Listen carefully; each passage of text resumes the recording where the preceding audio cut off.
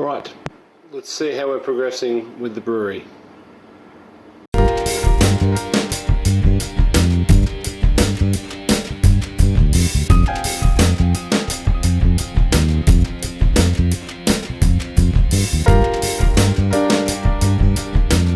So, it doesn't look like an awful lot has happened. Or does it? Let's see what we've got.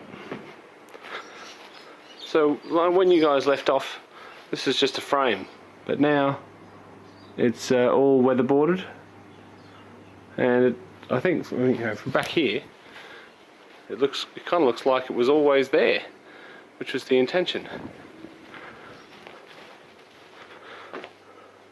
Little gate latch there. There's the hinges. Don't know if you can see, but the finishing we've actually chiseled in behind there, so we can so that the hinges were a little bit hidden, and the latch is actually recessed into the frame. Sorry, the hinge is recessed into the frame so that the weatherboards could sit on top.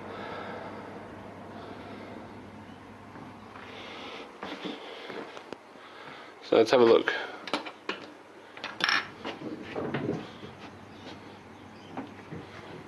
Oh, what's this? There we go, take a step back. So, bench has been complete, and the door has now got a jockey wheel which takes a lot of the weight, as well as the stainless steel tension arm. And long term I'm going to put in some shelving here and here, just to hold little odds and sods, cleaning products, etc. So let's have a look over here.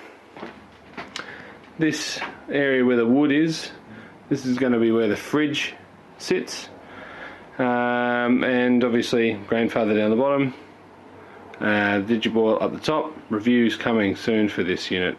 Those I've been getting a couple of requests for that. There's a little bit of storage for grain down here.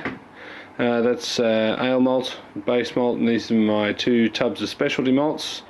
They're in airtight containers. A couple of people have asked me about these as well. Originally we bought them, I can't remember where we bought them from, but we bought them because we wanted to store baby clothes in the shed, which had like mower and everything. We didn't want the smell to get in there, so we bought those. But now we don't have that problem, so I'm repurposing them as grain storage. But you can, Bunnings have started to sell very similar, different brand, but very similar. They've got the silicone seal around the top.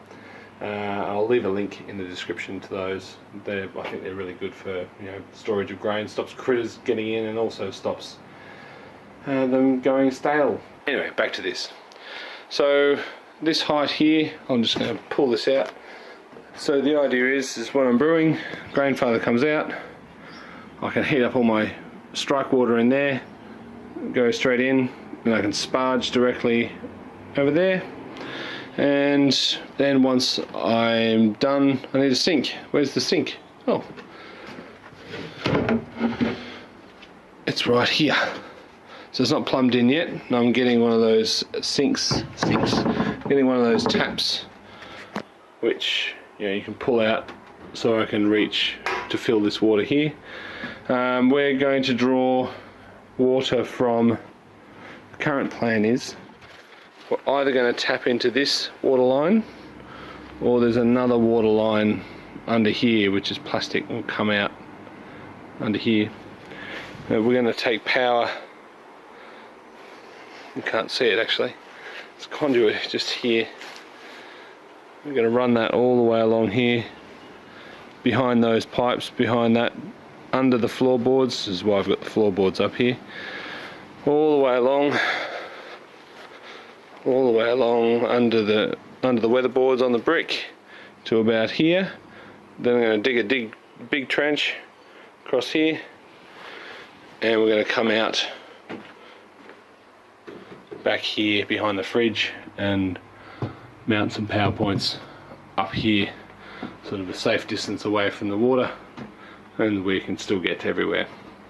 The water's going to also come via that same trench, but it's going to come along underneath the desk, the bench, and I need to drill a hole here because this sink's set up the other way, and blank that hole off, or leave it open, probably just blank it off. And then that's done. Underneath, I'm just going to drain out from this sink, from this hole. I'm going to go pretty much straight through that wall, and then, as you remember from last time,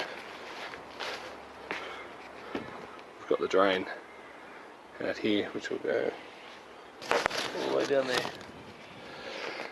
So yeah, it's been a bit busy, but all good. I think the trickiest part has been done.